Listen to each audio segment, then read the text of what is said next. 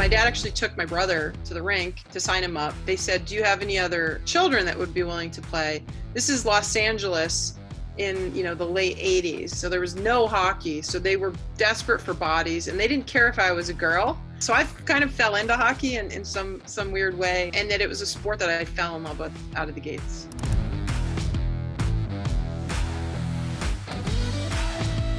My favorite teammate was Cami Granado. She was my hero. She was my first captain.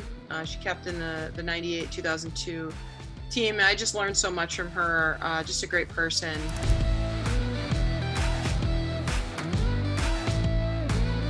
Who can I throw under the bus on this one? Wow, I don't know if I can. I don't know if I should. I'll just say there were a few Canadians that didn't like me and made it known, not just physically but verbally. Canadians and the Americans, it's the fiercest rivalry on ice. You can't trade players, so you develop this rivalry that repeats itself year after year. And I played 16 years on the USA. We disliked each other, but definitely respected each other off the ice. I mean, that's without a doubt. It was it's a beautiful rivalry.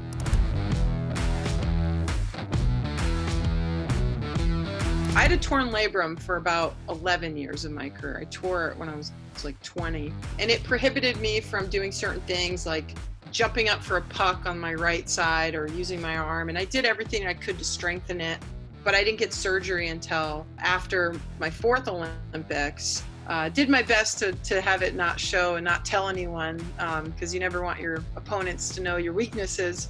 But now I can admit I had a bad shoulder.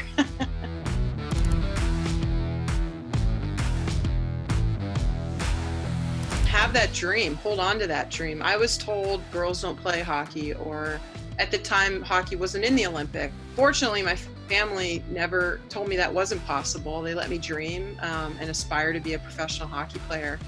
And I ended up doing that. I ended up playing in 4 Olympics. And again, if you've got that dream, just put your heart into it. It's hard, but it's certainly worth the effort.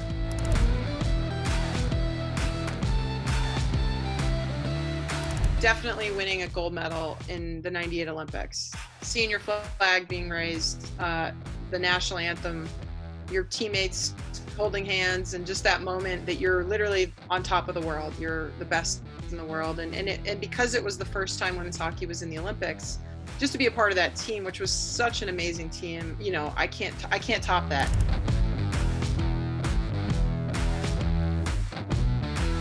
Three-on-three always seemed like a natural extension to hockey.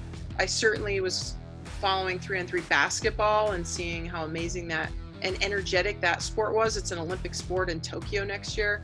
So I was like, why don't we have 3-on-3 hockey? It would be amazing.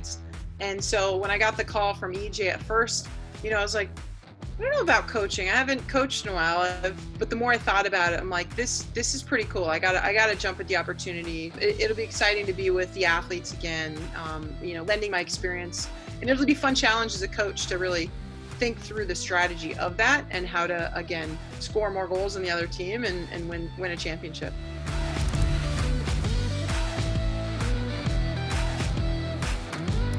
Three-on-three is going to be a lot faster. There's going to be obviously a lot more space on the ice, which will create more goals. I think at the end of the day, this is a fan-centric league, and for the players themselves, this is fun hockey. This is the kind of hockey you play in the summertime.